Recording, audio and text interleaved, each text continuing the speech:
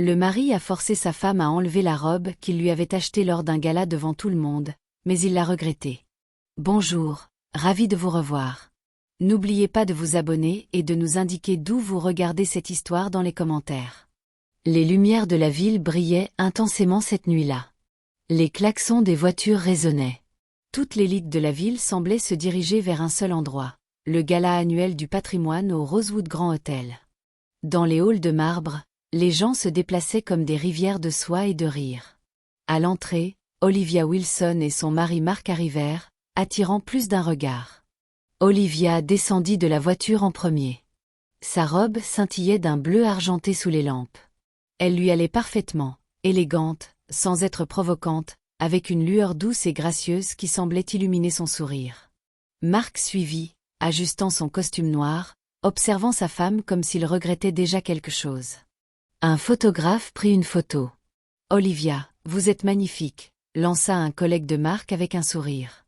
Mark força un rictus. « Ouais, c'est moi qui ai choisi cette robe », dit-il bruyamment, passant un bras autour de la taille d'Olivia. Olivia lui adressa un hochement de tête poli et avança, les yeux brillants d'excitation. Elle aimait ces soirées, la musique, les conversations, l'ambiance de fête. Alors qu'ils entraient, la salle de bal scintillait de lustre et de dorure. Les serveurs proposaient des coupes de champagne. Un groupe de jazz jouait doucement dans un coin. Olivia absorbait tout cela. Elle se sentait vivante. Mais Mark se pencha et murmura à son oreille. « Rappelle-toi, ce soir, tu es avec moi. Ne l'oublie pas. » Son ton fit vaciller le sourire d'Olivia, mais elle écarta cette pensée et salua une vieille amie, Sarah. « Olivia, tu es éblouissante, » dit Sarah en l'enlaçant. « Où as-tu trouvé cette robe ? » « Elle est belle, n'est-ce pas ?» répondit Olivia. « Mark l'a choisie pour moi. Il m'a fait la surprise. » Elle voulait le complimenter, mais la poigne de Mark se resserra sur sa taille. Sarah remarqua son regard et passa à autre chose. Olivia jeta un coup d'œil à Mark, espérant un sourire. Au lieu de cela, il scrutait la salle, les yeux plissés. La soirée se poursuivit. Olivia discutait avec les autres invités, veillant à ne pas s'attarder trop longtemps avec un homme. Pourtant, à chaque compliment sur sa robe, la mâchoire de Mark se crispait davantage. À mi-soirée, Olivia se retrouva à parler avec Monsieur Graham, un vieil ami de la famille. Il riait d'une anecdote d'autrefois. Mark s'approcha, interrompant. « Excusez-moi, Graham, j'ai besoin de ma femme un instant. » Il entraîna Olivia à l'écart, sa voix basse mais tranchante. « Qu'est-ce que tu fais ?» siffla-t-il. « Tu ris trop fort. Tout le monde te regarde. Ça te plaît, hein ?» Olivia cligna des yeux, déconcertée. « Je discutais, c'est tout. C'est une fête, Mark. Tu rends ça bizarre. » Il la toisa. « Tu sais comment tu es ce soir. Ne fais pas l'innocente. » Un serveur passa, et Olivia prit une profonde inspiration. Elle força un sourire, le cœur battant. « Je m'amuse, Mark, comme tout le monde ici. » Il la fixa, puis s'éloigna furieux, la laissant près du mur. Olivia pressa ses doigts sur ses tempes. La robe, autrefois un cadeau, semblait maintenant un piège. Quelques minutes plus tard, Madame Carter, l'organisatrice, s'approcha. « Tout va bien, ma chère ? J'ai vu Mark. Il semble tendu ce soir. » Olivia esquissa un sourire crispé. Juste du stress au travail. Madame Carter hocha la tête, ses yeux doux mais perspicaces. « Ne laissez personne gâcher votre soirée. Vous êtes ravissante, et vous méritez de vous sentir bien. » Olivia ressentit une vague de gratitude. « Merci. » À ce moment, la musique s'arrêta pour le discours d'ouverture. La foule se tourna vers la scène. Mark, dans un coin sombre, observait Olivia. Elle sentait le poids de son regard, lourd comme une pierre. Après le discours, Olivia s'échappa sur le balcon pour respirer. Sarah la rejoignit. « Tout va bien avec Mark ?» demanda-t-elle doucement. Olivia contempla les lumières de la ville en contrebas. « Il n'est pas lui-même ce soir. Je ne sais pas ce qui ne va pas. » Sarah lui serra la main. « Ne le laisse pas gâcher ça pour toi. Tu illumines chaque pièce où tu entres. Souviens-t'en. » Olivia sourit, mais son esprit s'emballait. Elle ne voulait pas se disputer ce soir. Elle voulait se sentir heureuse, fière, vivante. Mais au fond, l'inquiétude lui serrait la poitrine. Elle rejoignit la fête alors que la première danse commençait. Marc l'attendait, silencieux et raide. « Viens », dit-il en tendant la main. « Dansons ». Ils s'avancèrent sur la piste. La musique était lente. Les couples tournoyaient autour d'eux. Olivia tenta de croiser le regard de Marc, cherchant l'homme qu'elle aimait, mais son visage était fermé. Il parlait à peine. Sa main sur sa taille était ferme, presque possessive. « Pourquoi agis-tu ainsi » murmura Olivia. Il se pencha, son souffle chaud à son oreille. « Tu sais pourquoi. Tu aimes l'attention. Tu veux qu'on te regarde ? C'est pour ça que je t'ai acheté cette robe. » Olivia se raidit. « Tu me l'as achetée, Marc. Je l'ai portée pour te rendre fière. »« Je n'aime pas comment les hommes te regardent, ni comment tu leur réponds, » dit-il, la voix plate. Olivia s'arrêta de danser. La musique continuait, mais elle restait immobile. « Marc, tu fais une scène. S'il te plaît, arrête. » Il lâcha sa main, reculant. « Peut-être que tu aurais dû rester à la maison. » Elle détourna le regard, retenant ses larmes. La danse se termina. Marc quitta la piste, laissant Olivia seule. Les autres couples firent semblant de ne rien remarquer. Olivia se précipita aux toilettes. Elle s'enferma dans une cabine, respirant fort. Son téléphone vibra. Un message de Marc, « On part bientôt. Trouve-moi. » Elle essuya ses yeux, calma sa respiration et retourna dans la salle. La fête battait son plein. Elle repéra Marc au bar, discutant avec M. Bennett, son patron. Elle s'approcha, souriant poliment. « Olivia, vous voilà, » dit M. Bennett, levant son verre. « Vous êtes magnifique ce soir. Marc a de la chance. » Les yeux de Marc brillèrent, mais il se contenta de sourire. « Oui, beaucoup de chance. » M. Bennett s'excusa, les laissant seuls. « Tu as fini de te pavaner ?» dit Marc doucement, sa voix tremblante de colère. « Marc, s'il te plaît. » Olivia tenta de parler, mais il l'interrompit. « Tu veux jouer les stars ? Très bien. Mais ne t'attends pas à ce que je regarde pendant que tu flirtes devant tout le monde. » Olivia secoua la tête, la voix à peine audible. « Tu es injuste. Je ne flirte pas. Je suis juste moi. » Il ne répondit pas. Il finit son verre et le posa brutalement. « Finissons en, » marmonna-t-il. Avant qu'Olivia ne puisse demander ce qu'il voulait dire, Madame Carter appela l'attention pour une photo de groupe sur scène. « Tous les couples devant, s'il vous plaît, » lança-t-elle. « Capturons la magie de ce soir. » Olivia força un sourire, rejoignant les autres sur scène. Marc se tenait à ses côtés, sa main serrant son bras. L'appareil photo cliqua. La foule applaudit. En descendant de la scène, Marc murmura « Reste ici ». Olivia le regarda, surprise. « Pourquoi ?» Il ne répondit pas. Ses yeux étaient sombres, durs. Le cœur d'Olivia battait à tout rompre. La nuit, autrefois pleine de promesses, semblait maintenant fragile comme du verre sous ses pieds. Sarah la retrouva en descendant. « Ça va ? Tu es pâle. » Olivia hocha la tête. « Ça ira. J'ai juste besoin d'air. » Mais alors qu'elle s'éloignait, la voix de Marc l'interpella. « Ne va pas loin. Il faut qu'on parle. » Olivia se retourna, cherchant sur son visage l'homme qu'elle avait épousé. Celui qui la faisait rire, qui lui offrait des fleurs, qui disait l'aimer plus que tout. Mais elle ne vit que de la colère. La salle de bal semblait plus petite, les lumières trop vives. Les mains d'Olivia tremblaient. Elle souhaitait pouvoir remonter le temps, revenir au début de la soirée. Quand la robe était un cadeau, pas une arme. Quand son mari était un partenaire, pas un étranger. Mais la nuit était loin d'être terminée, et au fond, Olivia savait que le pire était à venir. Le gala continuait, indifférent à la tempête intérieure d'Olivia. Elle s'attardait près du buffet, jouant avec un raisin sur son assiette. Marc l'observait depuis le bar, ses yeux ne la quittant pas. L'air entre eux vibrait d'une menace silencieuse. La voix de Madame Carter retentit, joyeuse et autoritaire. « Attention, tout le monde. Nous invitons nos couples pour une danse spéciale, une tradition de ce gala. Rejoignez-nous sur la piste. Les invités applaudirent. Olivia sentit son estomac se nouer. Elle espérait rester invisible, se fondre dans la foule, mais tous les regards se tournèrent vers elle. Marc apparut à ses côtés, sa poigne froide sur son bras. « Ne nous ridiculisons pas », siffla-t-il, l'entraînant sur la piste de danse. La musique était douce et lente. Olivia dansait avec raideur, son corps tendu contre celui de Marc, crispé.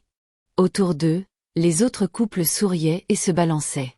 Marc se pencha, ses mots tranchant à travers la mélodie. « Tu te prends pour une princesse ce soir, hein ?» Olivia tressaillit. « Marc, arrête. Les gens regardent. » Il ricana. « Qu'ils regardent.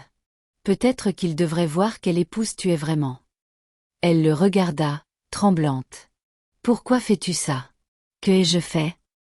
Il la fixa. « Tu as fait assez. Te pavaner, laisser les hommes baver sur toi, sourire, rire, tout absorber. » Olivia secoua la tête. « Ce n'est pas juste. Tu imagines des choses. » Il serra sa taille plus fort, presque douloureusement. « Tu veux de l'attention, Olivia? Tu veux que toute la salle te voie ?» Ses yeux s'écarquillèrent, mêlés de confusion et de peur. « Marc !» La musique s'arrêta. Applaudissements. Le maître de cérémonie annonça l'enchère caritative, mais Marc ne lâcha pas Olivia. Il éleva la voix, assez fort pour que les invités proches l'entendent. « En fait, j'ai quelque chose à dire avant qu'on continue. » Les gens se tournèrent, s'attendant à un toast, peut-être une plaisanterie. Les mots de Marc tranchèrent le brouhaha. « Puisque tout le monde admire la robe de ma femme ce soir, peut-être qu'elle devrait montrer à tous ce qu'elle donne sans elle. Après tout, c'est ce qu'elle veut. » Un silence choqué. Les verres tintèrent, figés dans les mains des invités. Le visage d'Olivia devint blême. Elle fixa Marc, abasourdi par l'humiliation. Il continua. « Vas-y, Olivia. Enlève-la. Ici même. Puisque tu veux tous les regards sur toi, donne-leur ce qu'ils veulent. » La salle devint silencieuse. Même le groupe cessa de jouer. Des larmes jaillirent des yeux d'Olivia. « Marc, non. Pas ici. » Mais Marc recula, croisant les bras, la défiant. « Tu aimes l'attention, non? Ne fais pas l'innocente maintenant. » Quelques personnes sortirent leur téléphone. Des murmures parcoururent la foule. Madame Carter s'avança, la voix tremblante mais forte. « Marc, ça suffit. Ce n'est pas le lieu pour vos drames. » Marc l'ignora, toute sa honte se transformant en colère. Elle s'est exhibée toute la soirée. Elle l'a voulu. Les mains d'Olivia tremblaient. Elle fixa le sol, piégée. Pendant un instant, la foule sembla s'effacer, et tout ce qu'elle entendait était son propre cœur battant. La voix de Sarah s'éleva, implorante. « Olivia, viens avec moi. Tu n'as pas à faire ça. » Mais Olivia, sous le choc, fit ce qu'elle pensait mettre fin à l'épreuve. Avec des mains tremblantes, elle fit glisser les bretelles délicates de sa robe, la laissant tomber en un tas scintillant à ses pieds. Dessous, elle portait une combinaison simple. Rien de révélateur, mais l'acte semblait la laisser nue face à une meute de loups. Des exclamations. Certains invités détournèrent les yeux, gênés. D'autres fixaient, fascinés par le spectacle. Le visage de Marc vacilla. Il n'avait pas prévu qu'elle le ferait vraiment. Pendant une fraction de seconde, la culpabilité traversa ses traits. Madame Carter agit rapidement. Elle enveloppa Olivia dans son propre châle, l'enlaçant. « Viens, ma chère. Sortons d'ici. » Olivia se laissa guider, tête baissée, joues brûlantes. Alors qu'elle quittait la scène, la voix de Sarah retentit, furieuse et forte. « Honte à toi, Marc. Comment oses-tu traiter ta femme ainsi ?» D'autres murmurèrent leur accord, et soudain Marc sentit les regards de la salle sur lui, non pas d'admiration, mais de dégoût. Il tenta de rire. Elle l'a cherché avec sa façon d'agir. Mais M. Bennett secoua la tête. « Marc, tu as besoin d'aide. » C'était cruel au-delà du raisonnable. Personne ne rit. La foule se détourna, les conversations reprenant en cercle tendu et coléreux. Marc resta seul, la musique reprenant sans lui. En coulisses, Olivia s'assit sur une chaise, frissonnant malgré le châle. Madame Carter s'agenouilla à ses côtés. Tu es en sécurité ici. Je ne laisserai personne t'approcher. Les lèvres d'Olivia tremblaient. Pourquoi a-t-il fait ça? Pourquoi ce soir? Madame Carter lui serra la main. Il voulait te contrôler. Certains hommes pensent que l'amour est une question de pouvoir, mais tu es plus forte que lui. Olivia, ne le laisse pas prendre ta dignité. Sarah entra, enlaçant Olivia. Tu n'as rien fait de mal. Rien. Des larmes coulèrent sur les joues d'Olivia. Tout le monde a vu. Je ne m'en remettrai jamais. La voix de Sarah était féroce. Les gens se souviendront de ce qu'il a fait, pas de toi. Tu as gardé la tête haute. Dans la salle de bal, Mark errait vers le bar, seul. Quelqu'un le bouscula sans s'excuser.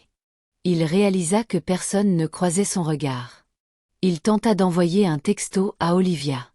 Rentrons à la maison. Je suis désolé. Pas de réponse. Il réessaya. Tu m'as forcé à le faire. Tu m'as humilié. Toujours rien. Il finit son verre. La salle tournoyait, l'isolement l'enveloppant. Dans une loge calme, Olivia se ressaisit. Madame Carter lui apporta du thé. Je sais que ça semble impossible, dit-elle doucement. Mais tu peux surmonter ça. Il y a des années, mon propre mari a essayé de m'humilier devant des amis. Ça m'a presque brisé, mais je l'ai quitté. Tu ne dois rien à Mark. Olivia leva les yeux, rencontrant le regard bienveillant de Madame Carter. Pour la première fois ce soir-là, elle sentit une petite étincelle de force. Sarah apporta le manteau et le téléphone d'Olivia. Je prends tes affaires. On part ensemble. D'accord? Olivia hocha la tête, se levant droite. Je suis prête. En sortant, quelques femmes touchèrent son épaule en signe de soutien silencieux. Un homme à la porte inclina la tête en guise d'excuse. Olivia ne chercha pas Mark. Elle n'en avait pas besoin. Dans la salle de bal, Mark cherchait Olivia, la panique remplaçant sa colère, mais elle était partie. Les gens parlaient de lui, pas à lui. Il tenta de rire avec un groupe d'hommes, mais ils se détournèrent. Madame Carter retourna sur scène, la voix ferme. Continuons notre soirée. Souvenez-vous, nous sommes ici pour nous élever, pas pour nous rabaisser. La foule applaudit plus fort qu'avant, comme pour effacer la tache de ce qui s'était passé. Mark se tenait près de la porte, seul avec ses regrets. La nuit après le gala, la maison des Wilson était silencieuse. Olivia n'était pas rentrée. Mark était assis à la table de la cuisine, fixant son téléphone. L'écran était rempli de messages sans réponse et d'appels manqués. La colère qu'il avait alimentée au gala s'était dissipée, laissant une douleur lancinante dans ses entrailles. Il parcourut les réseaux sociaux. Déjà, l'incident était partout. Quelqu'un avait filmé. Il y avait Olivia sur scène, des larmes sur le visage, enlevant sa robe. Il y avait Madame Carter l'enveloppant, et il y avait Mark, mâchoire crispée, bras croisés, ressemblant dans chaque image à un méchant. Les commentaires étaient brutaux. Aucun homme véritable n'humilie sa femme comme ça. Comment a-t-il pu lui faire ça en public? Olivia mérite mieux. Il posa son téléphone et agrippa le bord de la table pour se stabiliser. Dans le couloir, la porte d'entrée s'ouvrit. La mère de Mark, Linda, entra, son expression froide. « Où est Olivia ?» demanda-t-elle, posant son sac avec un bruit sourd. « Elle n'est pas rentrée hier soir », marmonna Mark. Linda regarda son fils comme si elle le reconnaissait à peine. « Ça t'étonne, après ce que tu as fait ?» La voix de Mark trembla. « Maman, tu ne comprends pas. Elle. J'ai vu la vidéo, Mark, coupa Linda, la voix tranchante comme du verre. Tout le monde l'a vu. Tu as humilié ta femme devant toute la ville. Il n'y a aucune excuse. Aucune. » Le visage de Mark se tordit. Elle me ridiculisait. Tout le monde la regardait, parlait avec elle. Linda l'interrompit, s'approchant. « Et alors? Tu l'as punie? Devant des étrangers ?» Sa voix montait, brute. « Tu parles comme ton père. » Mark releva la tête. « Ne dis pas ça. » Elle ne fléchit pas. J'ai passé des années à être humiliée par cet homme. Il faisait des scènes à des fêtes, m'accusait de choses que je n'avais jamais faites. Je l'ai laissé faire, et je me disais que c'était de l'amour. J'avais tort, Marc. L'amour ne te détruit pas. L'amour ne t'humilie pas. Tu as toujours dit que tu ne serais jamais comme lui. Les épaules de Marc s'affaissèrent. Il se sentit soudain comme un enfant de 5 ans. La voix de Linda se brisa. Tu as blessé Olivia. Si tu ne répares pas ça, tu la perdras pour toujours, et tu le mériteras. Marc fixa le sol, les mains tremblantes. J'ai perdu le contrôle. J'étais jaloux. Je pensais. Tu n'as pensé qu'à toi, dit Linda. Elle secoua la tête, les larmes aux yeux. C'est ce que ton père faisait. C'est ce que tu as fait. Tu lui as brisé le cœur, Marc. Pendant ce temps, à l'autre bout de la ville, Olivia était assise dans la cuisine de Madame Carter, serrant une tasse de thé. Sarah était là aussi, parcourant son téléphone. C'est partout dans les infos, dit-elle doucement. Tout le monde en parle. Les mains d'Olivia tremblaient. Je veux disparaître. Madame Carter tendit la main, serrant celle d'Olivia. Ne te cache pas. Tu n'as rien fait de mal. C'est la honte de Marc, pas la tienne. Sarah hocha la tête. Les gens te soutiennent, Olivia. Mon téléphone n'arrête pas de vibrer. Des femmes partagent leurs propres histoires. Comment elles ont été humiliées, embarrassées, contrôlées par ceux qu'elles aimaient. Olivia cligna des yeux, retenant ses larmes. Je voulais juste porter une robe. Je voulais me sentir belle. Madame Carter sourit doucement. Et tu l'étais. Les actions de Marc ne te définissent pas. Les tiennes, oui. On frappa à la porte. Sarah alla répondre, revenant avec Ethan, le jeune frère d'Olivia. Il l'enlaça fort. Viens à la maison avec moi, dit-il. Maman et papa sont furieux. Ils disent que tu peux rester aussi longtemps que tu veux. Olivia hocha la tête, submergée de gratitude et de soulagement. De retour chez les Wilson, Marc était assis seul. Il parcourait ses contacts, cherchant quelqu'un, n'importe qui écouterait. Les amis ne répondaient pas. Son patron lui envoya un message sec. Prends du temps libre. On doit parler de ton comportement. Même son meilleur ami, Tom, répondit seulement. Tu as franchi une ligne, Marc. Ne m'appelle pas tant que tu n'as pas réparé ça. Marc lança son téléphone à travers la pièce. Il atterrit sur le canapé avec un bruit sourd. Il pensa à appeler Olivia, mais chaque excuse qu'il répétait semblait vide. Il se souvenait du regard d'Olivia sur scène, blessée, trahie, humiliée. Le souvenir brûlait. Plus tard cette nuit-là, Linda trouva Marc assis dans le noir. « Tu dois lui parler, » dit-elle doucement. « J'ai tout gâché, » murmura Marc. « Oui, » acquiesça Linda. « Mais il n'est pas trop tard pour assumer tes responsabilités et briser le cycle que ton père a commencé. » Marc hocha la tête, déglutissant difficilement. « Comment as-tu survécu, maman ?» Linda regarda son fils, ses yeux tristes mais clairs. « Je suis partie. J'ai construit une nouvelle vie. Je me suis dit la vérité, peu importe à quel point ça faisait mal. Tu dois faire pareil. » Il essuya ses yeux, la honte l'envahissant. Le lendemain, Olivia rencontra Madame Carter dans un petit café. Madame Carter partagea un secret. « Il y a des années, j'ai vécu quelque chose de similaire. Mon mari a essayé de me détruire, de me faire sentir petite. Il m'a fallu tout ce que j'avais pour partir. Mais j'ai survécu. Et toi aussi, tu survivras. » Les yeux d'Olivia s'écarquillèrent. « Comment as-tu fait ?»« J'ai trouvé du soutien, » dit Madame Carter. « J'ai parlé à des femmes qui comprenaient. J'ai appris que ma valeur ne dépendait pas de l'approbation d'un homme. La tienne non plus. » Olivia resta silencieuse, les mots s'installant en elle comme une couverture. Elle prit une inspiration tremblante et expira lentement. « Je veux aider d'autres femmes, » dit-elle. « Je ne veux pas que ce soit juste mon histoire. » Madame Carter sourit. « C'est le premier pas. Tu es plus forte que tu ne le penses, Olivia. » Au fil de la semaine, l'histoire s'estompa des gros titres, mais pas des mémoires de ceux impliqués. Marc tenta de contacter Olivia, mais elle refusa ses appels. Elle avait besoin d'espace et de temps.